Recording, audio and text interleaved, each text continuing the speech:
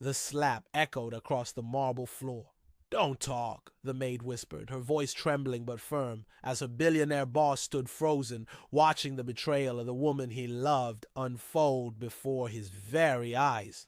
In that moment, silence became the sharpest weapon of all. The glass shattered across the polished dining table, spilling crimson wine like blood upon ivory silk. A hush fell over the room. Evelyn Hawthorne's hand lingered in the air, her palm still stinging from the blow she had delivered not to her husband, but to the fragile thread of trust that bound them.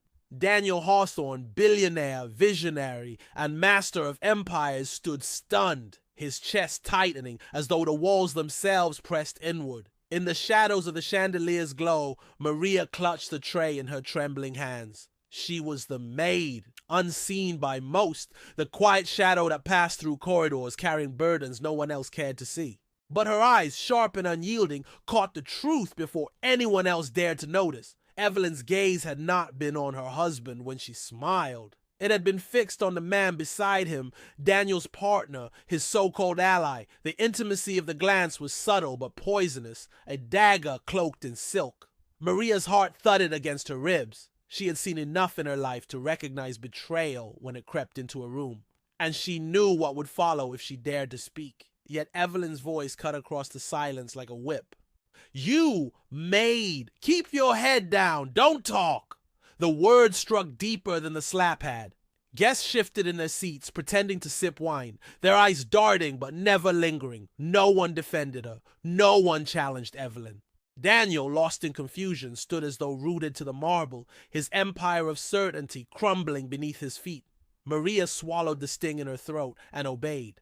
Her silence was not weakness. It was a decision, a shield she held tight until the time was right.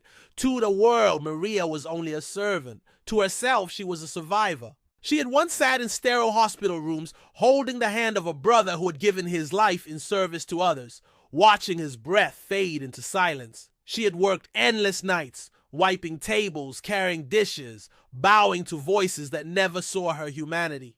Her life was a tapestry of sacrifices stitched with quiet endurance. She knew the taste of loss, the burn of exhaustion, the ache of being unseen. And yet inside her lived a strength no insult could erase.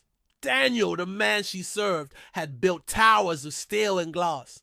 He had commanded boardrooms, silenced rivals, and won battles in markets across the globe. But here, in his own home, he was defenseless. His power in the world meant nothing against the poison of betrayal seeping through the smile of his wife. He did not see what Maria saw. He could not hear the whispers beneath the laughter or feel the chill that wrapped around Evelyn's words. As the evening stretched, the cruelty grew sharper. Evelyn's insults were dressed as jokes, each one aimed like an arrow at Maria. "Clumsy girl, worthless help." Guests chuckled softly, more afraid of Evelyn's glare than ashamed of their own silence. Maria lowered her head, her dark hair falling like a curtain to hide the storm in her eyes. She remained silent, but silence has many forms. Hers was not submission. It was defiance concealed. Later that night, the mansion quieted, its grandeur cloaked in shadows. Maria walked the halls, her steps soft against marble, when Evelyn's voice pierced the stillness. "If you breathe a word of what you think you saw," she hissed, cornering her like prey, "you will not only lose this job, you will regret ever stepping foot in this house." Maria did not flinch. She did not argue. She simply looked up, her eyes steady, unyielding. The silence she offered was louder than any reply, and Evelyn, for the first time, felt unease crawl down her spine. Daniel, passing unseen near the open doorway, heard enough. He saw the shadows of cruelty painted across his wife's face, and though he could not yet name the truth, suspicion planted its seed.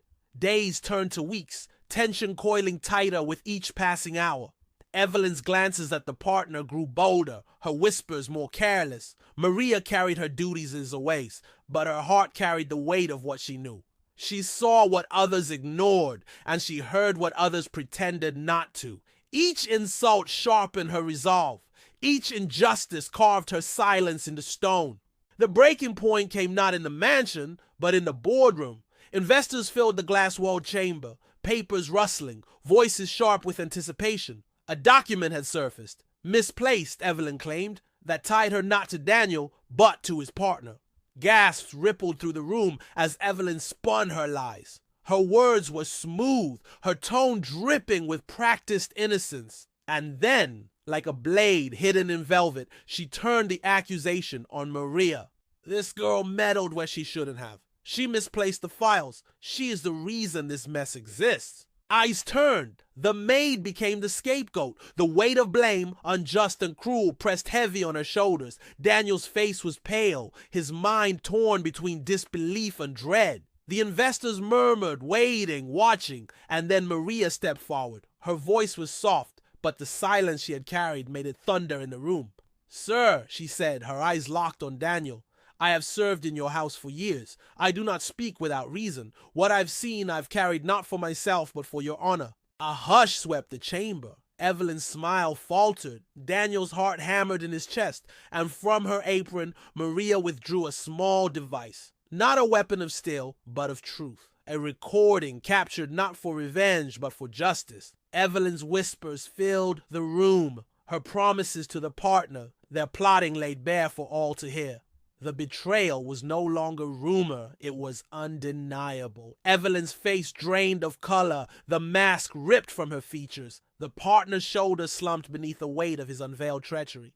Gasps turned into outrage, silence into solidarity. Investors rose, not in defense of Evelyn, but in quiet respect for the man they had doubted. Daniel rose as well. The strength that had faltered within his home now returned with fire. He turned to Evelyn, his voice steady, calm, final. "I built my empire on trust. Betrayal cannot destroy me because truth stands beside me."